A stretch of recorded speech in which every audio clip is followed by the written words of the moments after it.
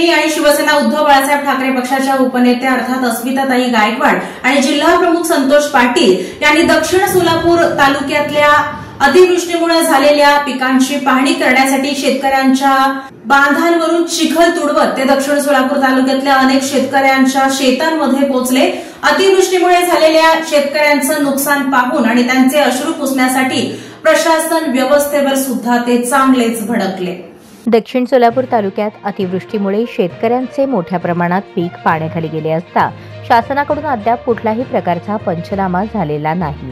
त्यासाठी शिवसेना उद्धव बाळासाहेब ठाकरे पक्षाच्या वतीने आज पाहणी दौरा शिवसेना उपनेत्या अस्मिताताई गायकवाड, जिल्हा प्रमुख संतोष पाटील, उपजिल्हाप्रमुख रविकांत कांबळे, तालुका उपप्रमुख राजू कोळी, तालुका उपप्रमुख तात्यासाहेब शिंदे, संतोष घोडके, महिला आघाडी उपजिल्हा संघटिका प्रीतीताई नायर, शशिकला चिवरशेट्टी, जयश्री पाटील, राकेश माळकोटे, मनोरम विभाग प्रमुख वाघमारे आदी पदाधिकाऱ्यांनी जाऊन शेतकऱ्यांच्या बांधावर पाहणी केली असता मोठ्या प्रमाणात नुकसान झाल्याचे तेथील शेतकऱ्यांनी सांगितले। शेतकरी तुमचं काय अडचण आहे?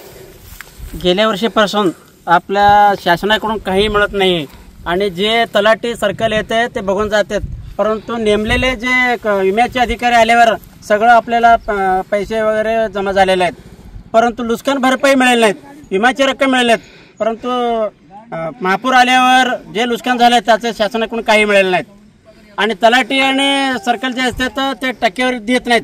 विम्याचे प्रतिनिधी त्यांना माहीत असतात टक्केवारी 80-90% झालं तर आपल्याला पैसे मिळत असतात, परंतु त्यांनी तसं करत नाही, पंचनामे करतात, डाऊन करून सोडतात, अपलोड करून।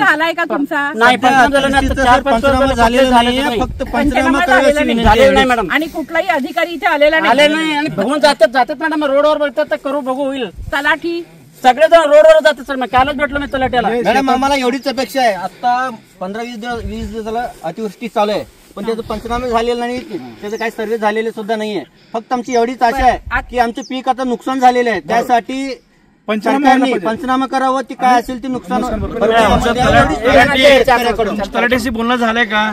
तलाठीशी बोलणं झालं बोला असं त्याचं म्हणणं आहे। तलाठ्यांचं तहसीलदारची भेटणं बोलणं झालं का? तलाठी बबला देत। तहसीलदार कोण आहे? नरहरी। उपनेत्या अस्मिताताई गायकवाड यांनी लगेचच तलाठी आणि तहसीलदारांना फोन करून उद्याच्या उद्या तात्काळ पंचनामे करून शेतकऱ्यांना मदत द्यावी, अन्यथा शिवसेना उद्धव बाळासाहेब ठाकरे पक्षाच्या वतीने सगळ्या कार्यालयांना कुलूप लावण्यात येईल, तसे तहसीलदारांना बजावून सांगितले। तहसीलदारांनी सुद्धा उद्या 12:30 वाजता मीटिंग घेऊन पंचनामे करण्यास सुरुवात करू असे आश्वासन दिले। आत्ताच या होनमुर्गी गावात येऊन माझ्यासह संतोष पाटील, आमचे जिल्हा प्रमुख, उपजिल्हा प्रमुख रवी कांबळे आहेत, बाकी सगळे इथले आमचे कोळी वगैरे इथले स्थानिक पदाधिकारी आहेत, तालुका प्रमुख आहेत आणि आम्ही सगळ्यांनी मिळून पाहणी केली। अतिशय म्हणजे विदारक अशी परिस्थिती या भागामध्ये आहे। आपण बघतोय की शेतकऱ्यांचं म्हणजे हे गाव पूर्ण 90% बाधित झालेलं आहे, त्यांचं सोयाबीन तर पूर्ण गेलं, इथं पाण्याचं आपण बघताय की संपूर्ण पाणी आहे, इथे पण गुडघाभर पाणी आहे यांच्या शेतामध्ये। या शेतकऱ्यांची अवस्था एवढी बिकट असतानाही आता गेले 8 दिवस हे लोक त्यांच्यावर जाऊन पाया धरतायत की तुम्ही येऊन बघा, पण इथे कोणीही पंचनामा करण्यासाठी आलं नाही या नागरिकांचं असं म्हणणं आहे।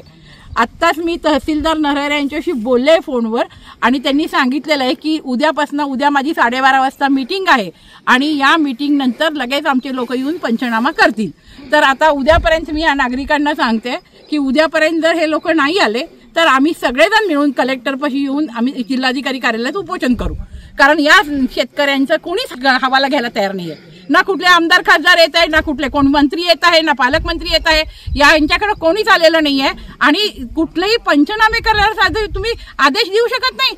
इतक्या वेळेस जेव्हा आम्ही इथं आलो त्यावेळेस म्हणतात की उद्या आमची मीटिंग आहे आणि त्यानंतर आम्ही उद्या काम करणार आहे।